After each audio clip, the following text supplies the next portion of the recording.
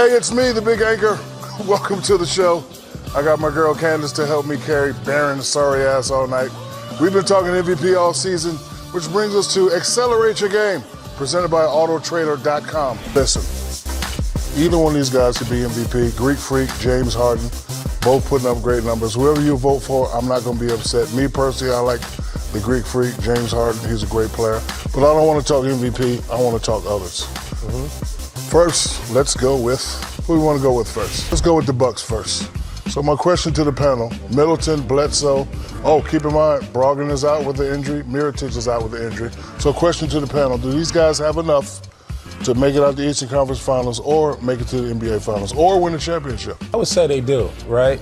The way that Bledsoe has been playing at the point guard position, when you're looking at Bledsoe, he's the other leader of this team. You know, a guy who's explosive. His 16, 5, and 5 makes a difference in the game, right? Because he guards, he picks up full court. I don't like seeing Brogdon out because I feel like he's a great glue guy, and Mirotic is a great guy coming off the bench that can be an explosive scorer, which they're going to need in the playoffs. But I do think they have the ingredients. You know, they're tall. You know, they pride themselves on defense, and when the playoffs come, it's going to be hard to shoot, you know, over contested hands. Yeah, Mirotic is out 2 to 4 weeks. Brogdon is out 6 to 8 weeks. Oh, it's over. Brogdon being injured, I think, causes a little worry for me, just in terms of the playoff standings. If we look at what the Celtics are doing and what we thought they were going to do, we thought that the Celtics were going to be either in that 1 or 2 spot at the beginning of the season. I mean, the Bucks could have a possible second-round matchup with the Celtics,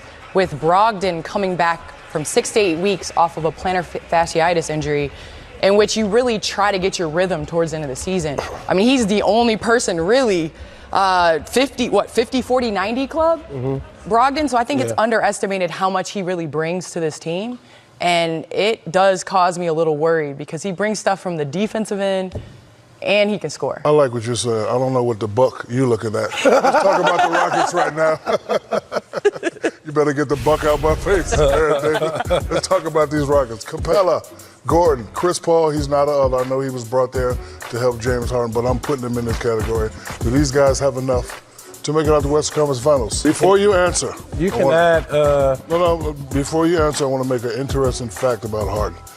Stat came out, highest usage percentage in a season, NBA history. So right now, the Rockets are using Harden 39.6% of the time.